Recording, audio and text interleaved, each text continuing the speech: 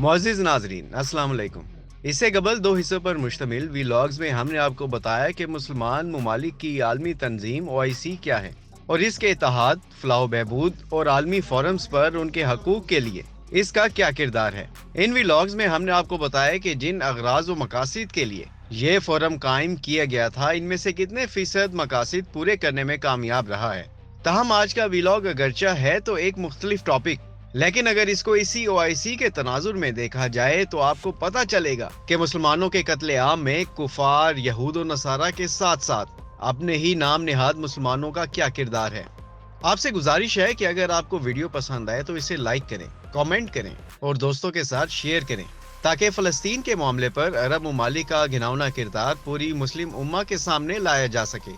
आपसे दरख्वास्त है कि हमारे चैनल को सब्सक्राइब करें और साथ ही में घंटी के बटन को लाजमी प्रेस कर दें, ताकि हमारी हर आने वाली वीडियो बर वक्त आप तक पहुंचती रहे।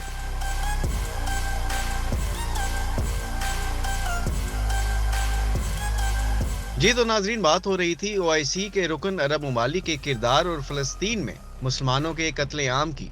तो आज की इस वीडियो में हम आपको बताएंगे कि किन 4 मुस्लिम ममालिक ने अपने मुसलमान भाइयों के खून के साथ गद्दारी करते हुए इसराइल में जारी वज़राए ख़ारजा कॉन्फ्रेंस में शिरकत की है। ये तो आप सब लोगों के इल्म में ही होगा कि गुज़िश्ता कुछ बरसों से अरब ममालिक के इसराइल के साथ ताल्लुकात में बेहतरी आई है। ताहम अब पहली बार इसराइल में 4 अरब ममालिक की 2 रोज़ा अहम कॉन्फ्रेंस शुरू हो गई है। इसराइल में मुनक़िदा इस कॉन्फ्रेंस में अमरीकी वज़ीर ख़ारजा एंटोनी ब्लिंकन भी ख़ुसूसी शिरकत कर रहे हैं। जो 4 ममालिक इस कॉन्फ्रेंस में शामिल हैं, इनमें अरब अमारात, बहरीन, मराकेश और मिस्र शामिल हैं। इसराइल पहली बार एक साथ इतने अरब ममालिक के वज़ीर ख़ारजा की मेज़बानी कर रहा है। जी तो नाज़रीन, आप भी सोच रहे होंगे कि इस अरब ममालिक के वज़ीर ख़ारजा की कॉन्फ्रेंस में अमेरिका की शिरकत की क्या वजह है। तो हम आपको बता देते हैं। ये तो आप सब लोग जानते हैं कि दुनिया के तेल के ज़खायर का बड़ा हिस्सा अरब ममालिक के पास है, तो अमेरिका किसी न किसी सूरत इस खित्ते में अपनी चौधराहट कायम रखना चाहता है। अमरीकी हुकाम की ख्वाहिश है कि मौजूदा आलमी हालात में रूस को तनहा कर दिया जाए और इसकी कोशिश में अरब ममालिक इसका साथ दें। मशरिक़ वस्ता के ममालिक अपने इस्तेमाल की गंदुम रूस से दरामद करते हैं, जिसकी वजह से वो रूस पर सख्त पाबंदियों के हक में नहीं है, क्योंकि इससे उन्हें गंदुम की दरामद मुतासिर होने का खदशा है। इसराइल पहली बार तारीखी सरबराही कॉन्फ्रेंस की मेज़बानी कर रहा है। इससे जाहिर होता है कि कैसे मुश्तरका मुफादात मशरिक़ वस्ता में अमरीकी इत्तेहादियों को साथ ला रहे हैं। मुत्तहिदा अरब अमारात, बहरीन, मराकेश, मिस्र और अमरीकी वज़ीर ख़ारजा के साथ इस इजलास में इसराइली वज़ीर ख़ारजा याइर लपीद भी शामिल हैं।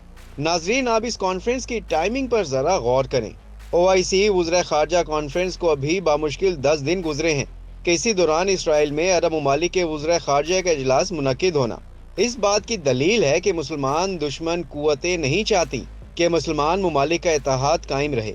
दूसरी तरफ अमेरिका के तमाम इत्तेहादियों में भी अफरा तफरी है।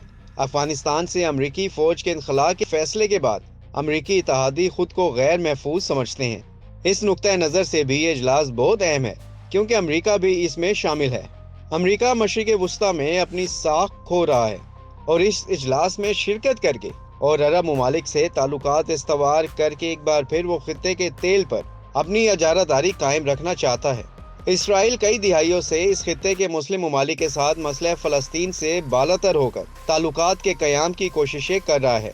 नाज़रीन, अब आ जाते हैं अमरीका इस इजलास में क्यों शरीक है और इसके मुफादात क्या हैं। तो आपके इल्म में है, रूस यूक्रेन जंग की वजह से दुनिया को तवानाई के बड़े बहरान का खदशा है। आलमी मार्केट में तेल की बढ़ती कीमतों को कंट्रोल रखने के लिए सऊदी अरब समेत मशरिक़ वस्ता के ममालिक अहम किरदार अदा कर सकते हैं। दूसरी तरफ अरब ममालिक के साथ ताल्लुकात को फ़रोग़ देकर इसराइल एक तीर से 2 शिकार करना चाह रहा है। सब जानते हैं कि अरब ममालिक के ईरान के साथ ताल्लुकात बेहतर नहीं है। कहते हैं ना कि दुश्मन का दुश्मन दोस्त होता है, तो वहीं कुछ यहाँ भी होने जा रहा है।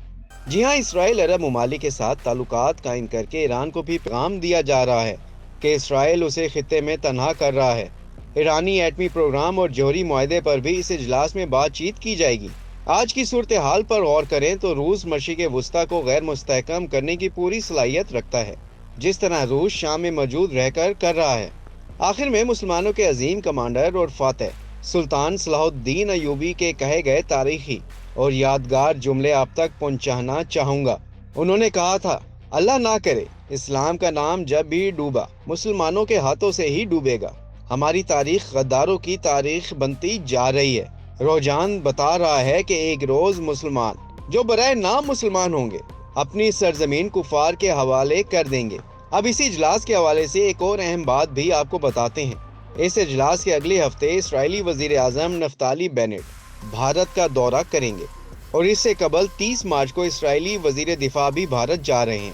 محترم ناظرین، اب آپ کو سمجھ میں آیا اسرائیل میں عرب ممالک کی کانفرنس اور اس کے فوری بعد اسرائیلی وزیر دفاع اور اسرائیلی وزیر اعظم کا دورہ بھارت کیا اس بات کی طرف اشارہ نہیں کرتا کہ مسلمانوں کے خون سے ہولی کھیلنے والے دونوں طاقتیں انڈیا اور اسرائیل کا گٹھ جوڑ ہے اور عرب ممالک ان کے سہولت کار بنے ہوئے ہیں؟